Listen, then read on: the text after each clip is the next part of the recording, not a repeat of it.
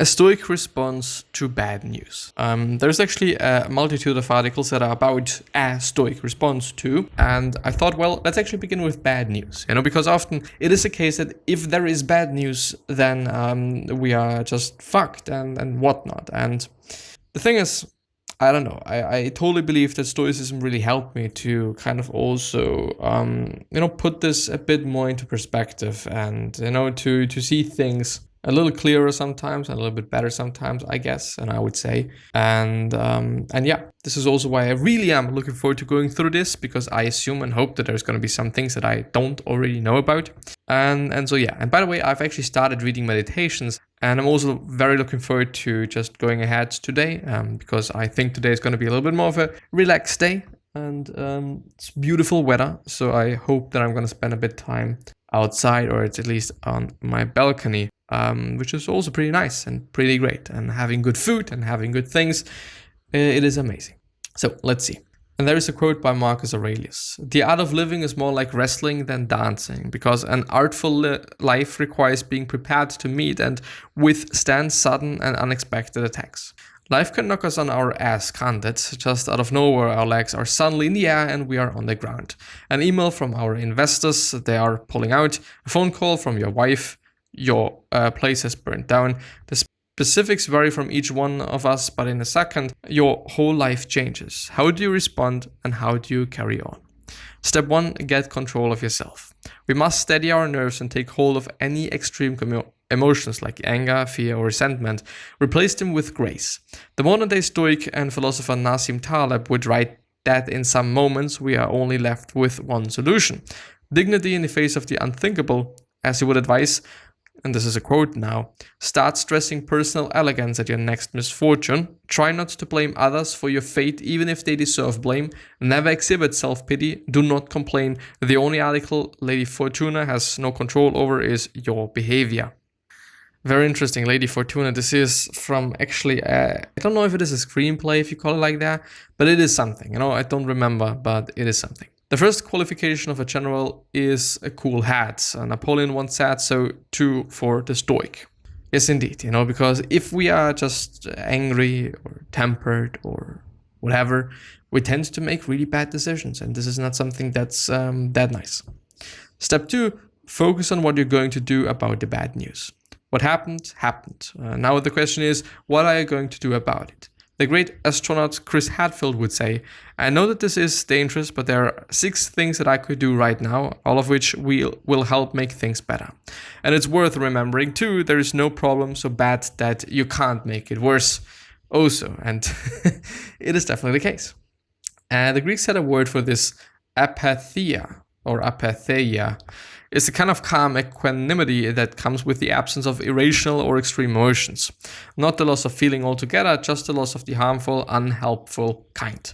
Don't let the negativity in, don't let those emotions even get started. Just say, "No, thank you. I can't afford to panic, and I can't afford to make it worse."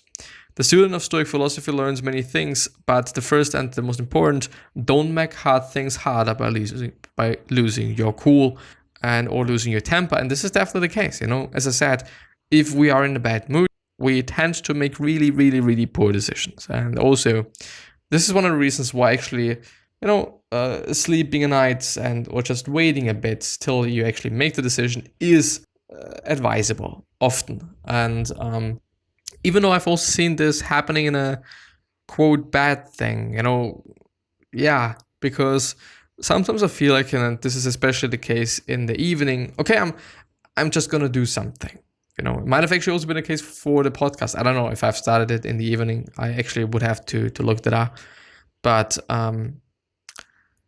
if I then sleep one night, in the morning, you might think, I thought, I actually do not really want to do it. Maybe it's actually not that smart. Maybe it's just a waste of time. And all of those quote unquote excuses or whatever you want to call them, just procrastination. And don't fucking do that. Just if you really feel like, and if you feel like that it is something good, then start right now. And because the longer you wait, the higher the chance actually is that you're not going to do it. And you'll just be like, I'm just going to do it somewhere, and I'm I'm gonna just procrastinate even longer and stuff like that. So for some things, I do actually have to say, do them right now. But for quite a lot of things, especially when it is really big decisions, just thinking a little bit longer about it than less is, I think, advisable quite often.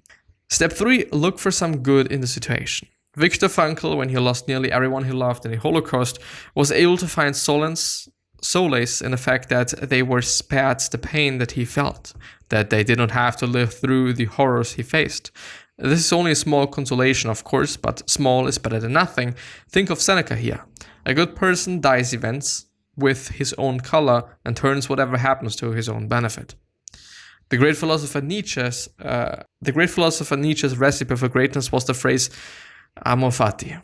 That one, he said, wants nothing to be different, not forward, nor backward, not in all eternity, not merely bear what is necessary, still less conceal it, but love it. What he meant was that since we cannot change what happened, we can at least embrace it. We can embrace it as something that was chosen for us, that the best-selling author of 48 Laws of Power, Robert Greene, has talked about how amor fati is a kind of power, a power so immense that it is almost hard to fathom, or fathom, whatever. With it, he said, you feel that everything happens for a purpose and that it is up to you to make this purpose something positive and also active. And I do have to say yes. I do clearly have to say yes. And I also felt that the same way indeed, that like, well, I might not be feeling that well today, but amor fati, it is what it is. This is my situation and I can make something good out of it and I can make something bad out of it. Also with the breakup that I had, it is what it is. I tried things and I thought about things, but it is what it is. It is my situation. It is my faith right now.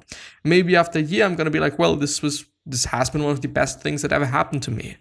I don't know. Like there's a multitude of things. There is just a lot of things, and you probably maybe also know that, okay, back in the days, like 3 years ago, 5 years ago, or whatever it might have been, something happened, but now you're really grateful for that, as it actually has been for love, quote unquote, relationships. It's not been relationships, but love things in general have been for me.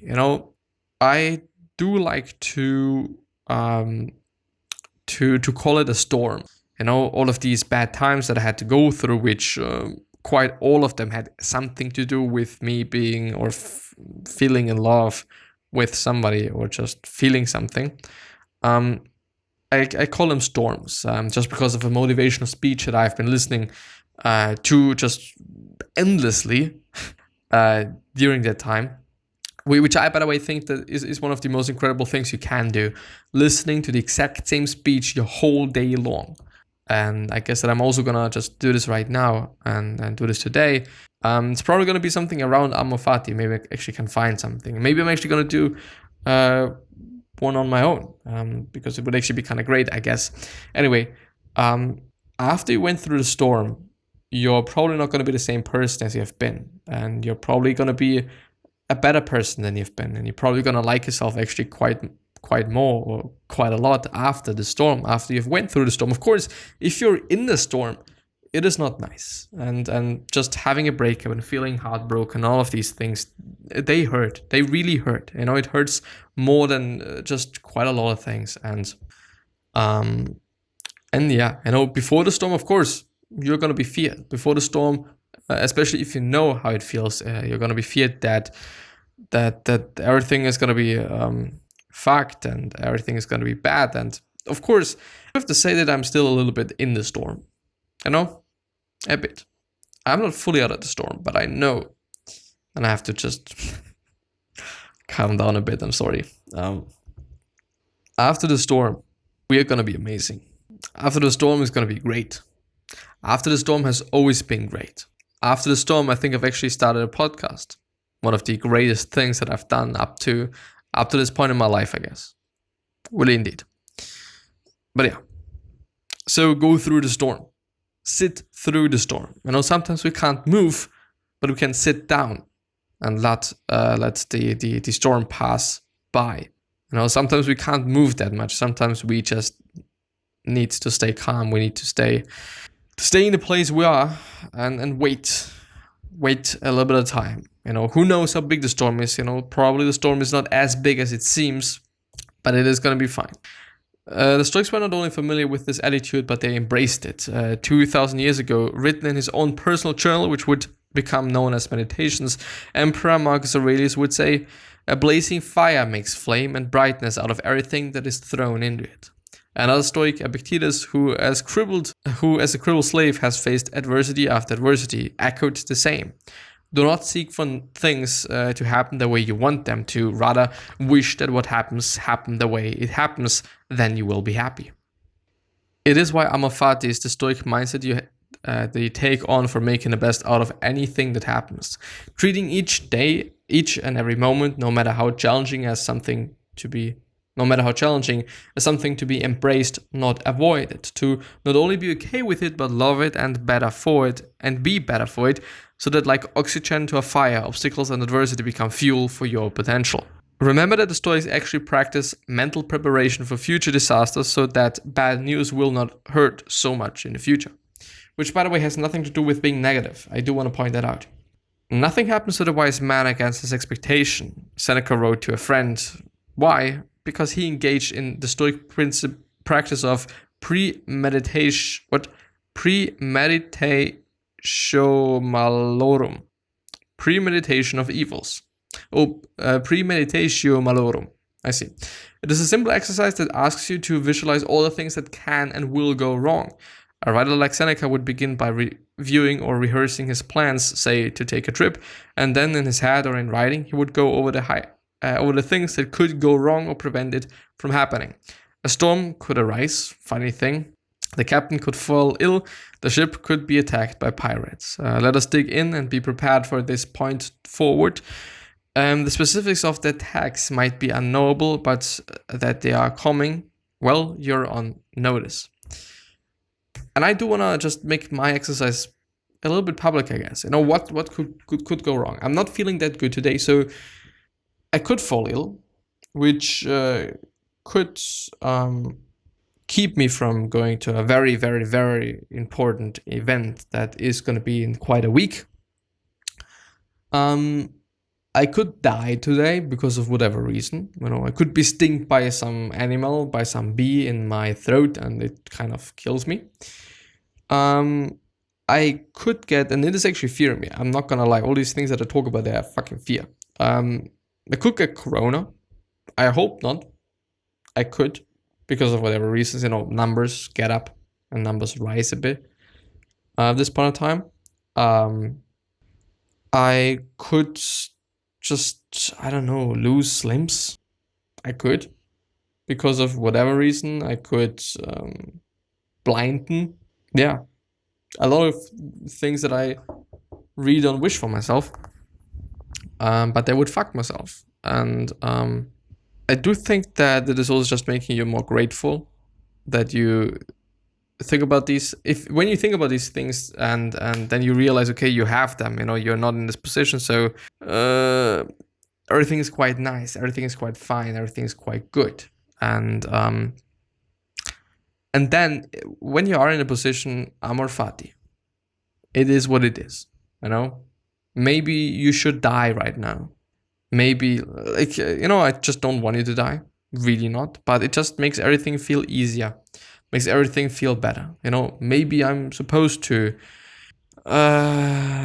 be who I am. Maybe I'm supposed to just kill myself working out way too much. Maybe I'm supposed to feel a little bit drained today and have a sore throat a bit.